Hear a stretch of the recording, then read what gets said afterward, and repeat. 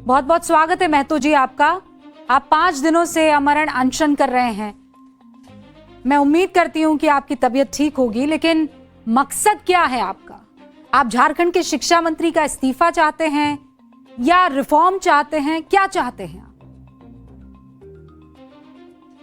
मैं व्यवस्था परिवर्तन चाहता हूँ। एक ऐसा व्यवस्था जिसमें ना पेपर लीक, ना धांधली, ना पैरवी, सब कुछ असंभव हो, और तभी जाकर के यहाँ के युवाओं को न्याय मिल पाएगा।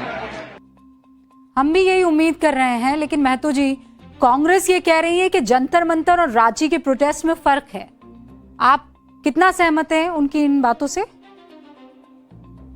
जी फर्क है, लेकिन दिल्ली वाला जो मामला था उससे ज़्यादा गंभीर और सेंसिटिव मामला रांची वाला है। वहाँ एक पेपर लीक का मामला था, यहाँ कई पेपर लीक का मामला है। अगर ईमानदारी पूर्वक जांच किया जाए तो सभी पार्टी के बड़े चेहरा सामने आने लायक नहीं रहेंगे, क्योंकि यहाँ पिछले 26 सालों से हर एक परीक्षा पर पेपर लीक है। मैं कुछ जिक्र करना चाहता हूँ। यहाँ 100 पूर्णांक में 122 नंबर दी गई है। यहाँ क्वालिफाइंग पेपर का मार्क्स को भी मेरिट में जोड़ा गया है।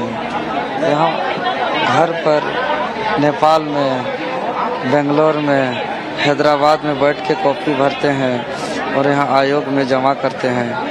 11 परीक्षाओं पर सीबीआई जांच हुई है, लेकिन अभी तक कोर्ट में ट्रायल्स नहीं हुआ है। सीबीआई ने यहाँ कई परीक्षाओं पर चार्जशीट फाइल किया है, और झारखंड के मैक्सिमम सचिव लेवल के अधिकारी आज सीबीआई के कटघरे में हैं और वह बेल पर नौकरी कर रहे हैं। ऐसे ही ये झारखंड चौपट नहीं हुआ है। मैं आपको सुन रही हूँ, आप बात भी बहुत मुश्किल से कर पा रहे हैं।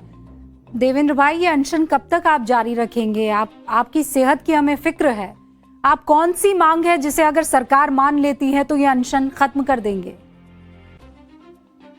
मैं सरकार से जो मेरा डिमांड है, वो 2 कैटेगरी में है। एक अर्जेंटली और दूसरा टाइम टेकिंग।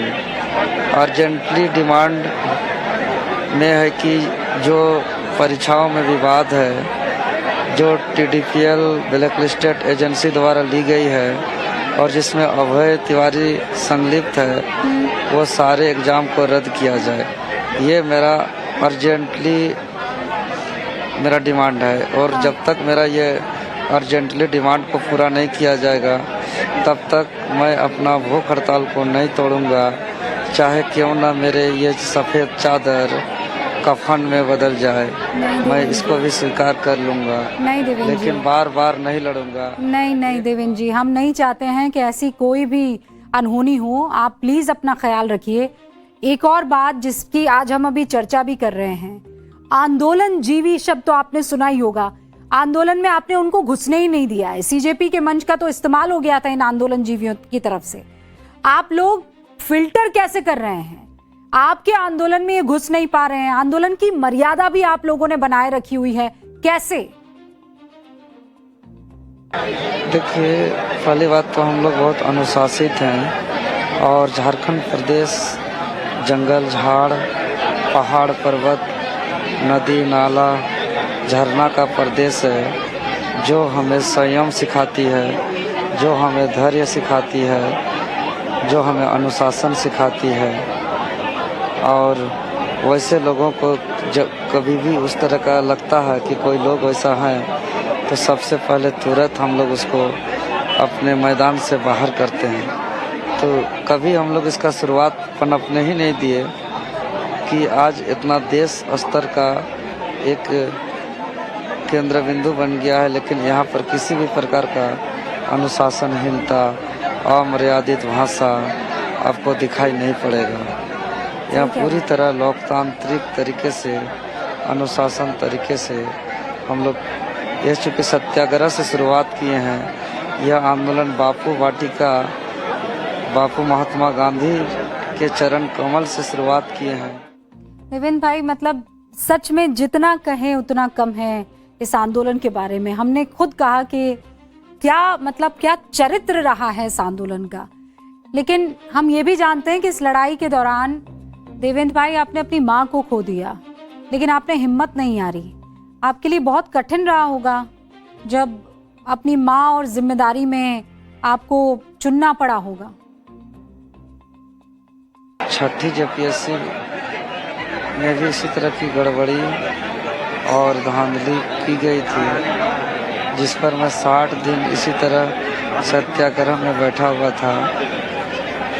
और दूसरी तरफ मेरा माँ का तबीयत बहुत ही ज़्यादा सीरियस था। एक तरफ कई दिनों से मैं युवाओं का आवाज़ बन करके 60 दिनों से सत्याग्रह में था, और दूसरी तरफ मेरा माँ सीरियस थी।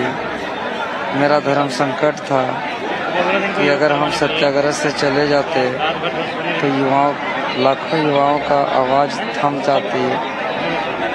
हम इसको छोड़े या जो मेरा माँ जन्म दी है मैं उसका सेवा करूं, और मैं युवाओं के आवाज़ के साथ रहा, और मेरा माँ हमको छोड़ करके चल गई। यानी कि जेपीएससी सुधार के आंदोलन में मैंने अपना माँ को खोया है, और तब से मैं विचलित रहता हूँ कि मैं अपना माँ को आंदोलन से खोया हूँ, और जेपीएससी का सिस्टम को भी सुधार नहीं पा रहा हूँ। तो मेरा आत्मा से एक आवाज़ हमेशा आती है कि जब तक मैं ये सड़ी जेपीएससी की व्यवस्था को नहीं सुधारूंगा, तब तक मेरा माँ का दिवंगत आत्मा को शांति नहीं मिलेगी। ये हमको रोना आता है, आँख में आंसू आ जाता है अगर मेरा माँ को मैं याद करता हूँ तो। किसी भी पुत्र के लिए इससे बड़ी क्षति नहीं हो सकती देवेंद्र भाई, मैं ये बात समझ सकती हूँ। आपका बहुत बहुत शुक्रिया। मैं जानती हूँ आपको अपनी एनर्जी बचा कर रखनी है। न्यूज़ की पाठशाला में हमारे साथ जुड़ने के लिए आपका बहुत बहुत शुक्रिया। जी, आपको और आपके टीम को बहुत बहुत धन्यवाद। आज ये आवाज़ अगर देश भर में गूंज रही है तो आप सबों का बहुत बड़ा योगदान है। बहुत बहुत शुक्रिया महतो जी।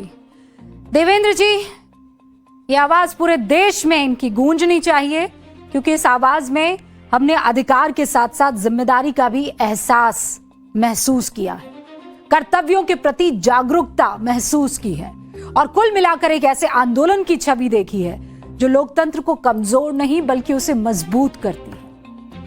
हमारी पाठशाला चाहती है महतो भाई कि आपकी आवाज कामयाबी के साथ अपनी मंजिल तक पहुंचे, और वहां ऊपर बैठे तमाम लोग जो बात तो करते हैं छात्रों की गूंज होगी, लेकिन उनके कानों पर जू तक नहीं रेंगती है जब आप बोलते हैं। बहुत बहुत शुक्रिया।